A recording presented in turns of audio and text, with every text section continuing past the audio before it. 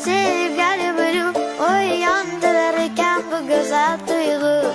İki gözün kapkara rayhan içken, sen meliksen en dipsi ötüçke. Aynen